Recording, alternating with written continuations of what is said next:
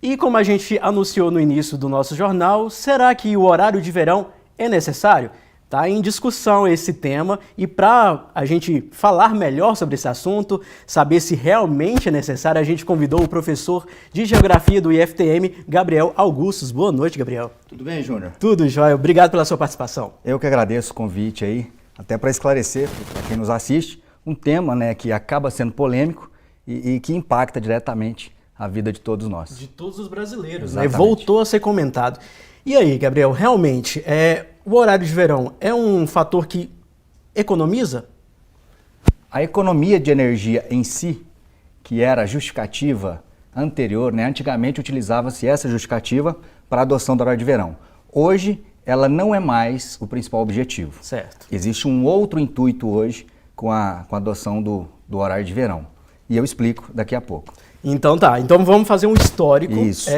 Como que começou o horário de verão? Existe há muito tempo? Foi inspirado em outros países? Como é que é a história do horário de verão? Bom, o horário de verão, quem se lembra, né, até 2018, quando era adotado, é quando adiantamos os relógios em 1 hora, durante o período do verão, Sim. que é quando a duração do dia, o período de luz solar, é maior. Então o intuito é, adianta-se o relógio 1 hora para que aproveite-se mais, né, nós cidadãos no dia a dia, aproveitemos mais o período de luz solar e assim, originalmente, economizar energia. Por quê?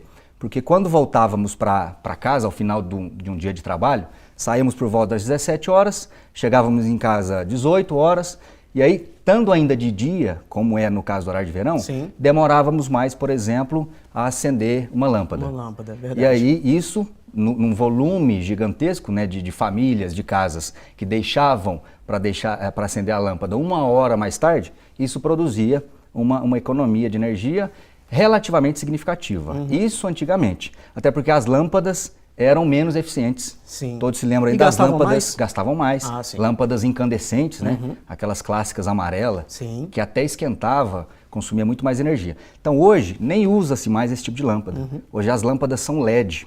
Então, essa questão de economizar energia em razão de demorar 1 hora a mais para acender a lâmpada não é algo mais relevante. Porém, há questões que se referem à mudança, primeiro no hábito de consumo do brasileiro, consumo de energia efetivamente, e também na matriz energética. Hoje, cada vez mais famílias, cada vez mais casas têm, por exemplo, o ar-condicionado. Sim. Então a pessoa, no horário de verão, ainda que ela não acenda a lâmpada, ela liga o ar-condicionado. O ar-condicionado, todos sabemos, que consome muito mais energia do que a lâmpada. E em relação à matriz energética, nos últimos 6 anos, por exemplo, a energia solar na nossa matriz, ela saltou de 2% da matriz para algo em torno de 20%. Uhum. Então, ao adotar novamente o horário de verão, qual que é o intuito do governo, né?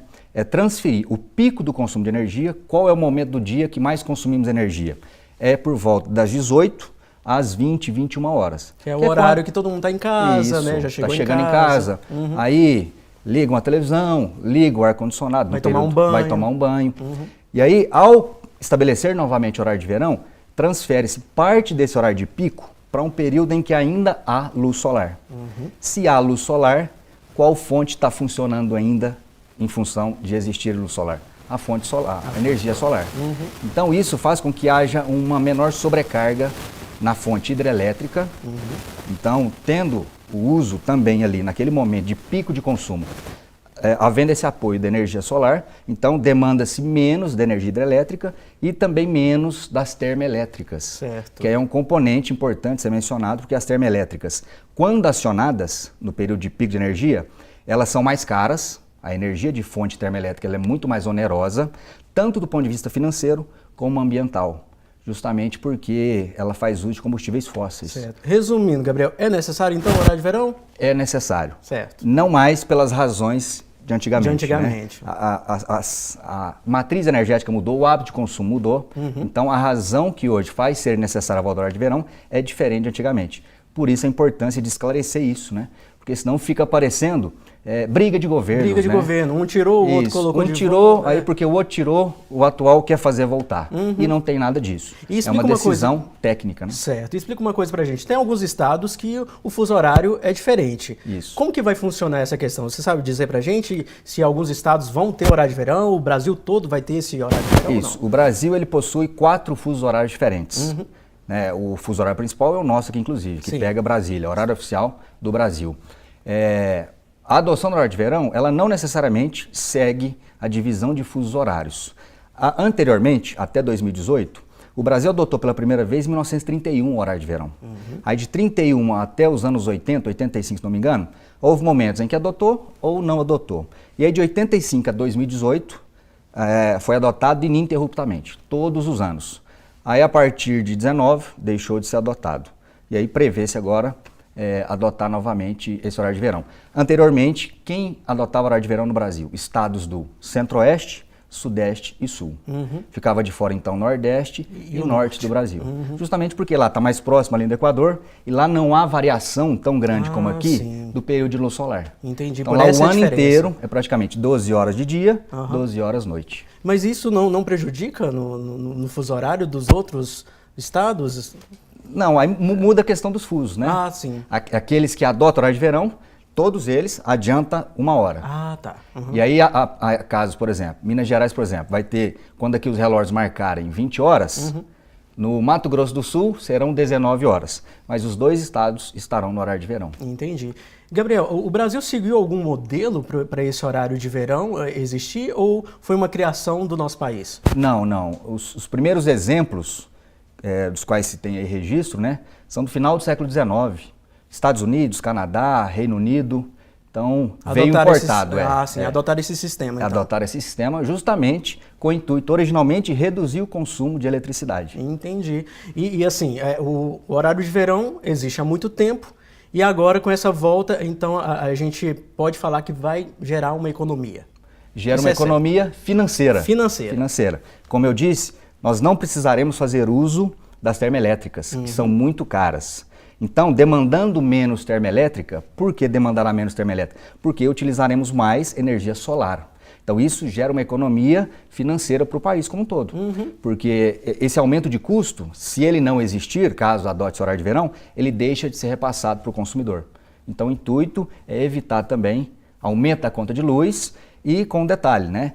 Ao não haver a sobrecarga sobre hidrelétricas, é possível reter mais água nos reservatórios. Sim. Esse ano, 2024, todo mundo está acompanhando aí a seca severa, né? Felizmente, o ano anterior foi um ano bom de chuva. Então, atualmente, os reservatórios ainda estão em níveis satisfatórios. Então, não há risco agora de crise energética. Crise energética. Algo como aconteceu lá no começo dos anos 2000, risco de apagão. Então, para esse ano não há esse risco. Mas o governo não tem a mesma certeza sobre os anos que virão. Certo. Agora, inclusive, está para começar um período de laninha. E uma das consequências possíveis de uma laninha é a redução das chuvas na região sul, parte do sudeste, centro-oeste. Só explicando para o pessoal de casa, o laninha é um fenômeno natural. É um fenômeno natural que tende a diminuir as chuvas aqui na nossa região, por exemplo, e principalmente no sul. E aí, chovendo menos, a tendência é que os reservatórios diminuam. O laninha, apesar de ser natural, as ações humanas, né, de um modo geral, que impactam a natureza, tornam o fenômeno normalmente mais intenso. E aí ele pode agravar a questão da seca já severa que a gente vive agora. E na sua avaliação, tá nessa história, essa novela aí, se vai ter horário de verão ou não, a aprovação do presidente da República, você acredita que pode ser aprovado? Olha, tudo indica que sim. Já o parecer favorável do Operador Nacional do Sistema, né, que cuida dessa parte aí energética, e está faltando só alguns estudos ali de viabilidade sobre a data do início desse horário de verão. Está muito em cima aí, por exemplo, período eleitoral. Então, o mais possível caso efetivamente adote o horário de verão, que ele seja adotado entre o primeiro e o segundo turno. Ou seja, algo para daqui uns 30 dias, 35 dias. Então as pessoas já podem se adaptar Isso. a esse fuso horário. O mais provável é que ele vá voltar sim. Tá certo. A gente recebeu aqui no estúdio do Informativo TVU, Gabriel Augustos, que é professor do IFTM, do Instituto Federal do Triângulo Mineiro. Muito obrigado, viu, Gabriel, pelas suas informações. Eu que agradeço, estou sempre à disposição. Volte mais vezes e uma boa noite para você. Boa noite.